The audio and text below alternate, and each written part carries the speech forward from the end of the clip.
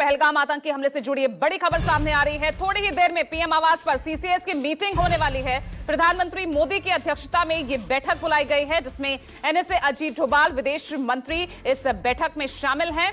कई अधिकारी भी इस बैठक में मौजूद रहेंगे। आपको बता दें कि सऊदी अरब के दौरे पर थे प्रधानमंत्री नरेंद्र मोदी, लेकिन पहलगाम हमले के बाद इस दौरे को बीच में ही रोककर वापस स्वदेश लौटे हैं प्रधानमंत्री नरेंद्र मोदी। और आते ही एयरपोर्ट पर सबसे पहले इस हमले को लेकर तमाम जानकारियां एनएसए अजीत डोभाल से, विदेश मंत्री एस जयशंकर से ली गई। अब लौटते ही अब सीसीएस की ये मीटिंग बुलाई गई है। अब आप इन तस्वीरों के जरिए समझिए पहलगाम में इस टेरर अटैक को। पहली तस्वीर आतंकी की आपको दिखा रहे हैं, उसके अलावा जो 27 लोग मारे गए हैं उनकी भी तस्वीरें लगातार आ रही है। ये मार्मिक तस्वीरें, रोते बिलखते परिजन, जिनसे आज गृह मंत्री अमित शाह ने सबसे पहले जो इस हमले में मारे गए जो पर्यटक थे, जो वहां पहुंचे थे, उन लोगों को श्रद्धांजलि दी, उनके परिजनों से मुलाकात की। और दूसरी तरफ आप देखिए किस तरह से ये एंटी टेरर ऑपरेशन अब भारत सरकार की तरफ से युद्ध स्तर पर शुरू कर दिया गया है। हेलीकॉप्टर से सर्च की जा रही है, ड्रोन से सर्च की जा रही है। घने जंगलों में लगातार पूरे इलाके को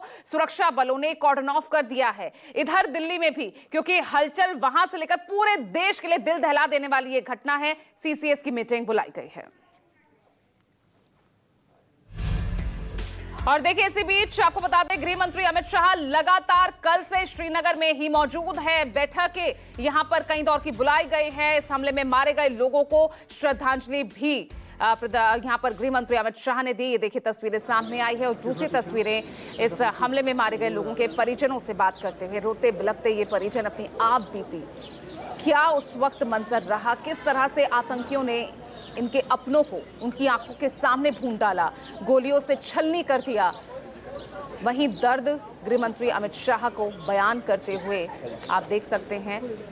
और लगातार इस हमले को देखने वाले जो गवाह हैं, उस वक्त जो पर्यटक उस वक्त मौजूद थे, क्योंकि पहलगाम एक बड़ा टूरिस्ट स्पॉट कहा जाता है कश्मीर का।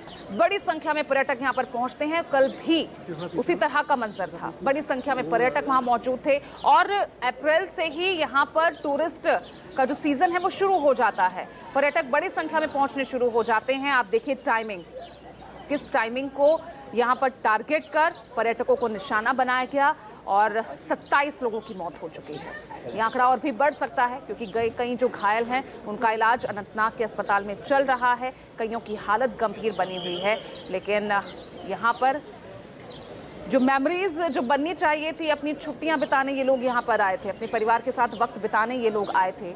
आज वो मेमोरीज कितनी दर्दनाक जो है याद के तौर पर इनके जहन में रह जाएगी।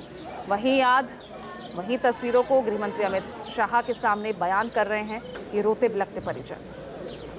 लेकिन इस आतंकवाद का मुंहतोड़ जवाब देना होगा। भारत सरकार ये पहले ही ऐलान कर चुकी है, प्रधानमंत्री मोदी ये बात कह चुके हैं, गृह मंत्री अमित शाह ये बात कह चुके हैं। और उसको लेकर यहाँ देखिए किस तरह से बैठकों का दौर शुरू हो चुका है।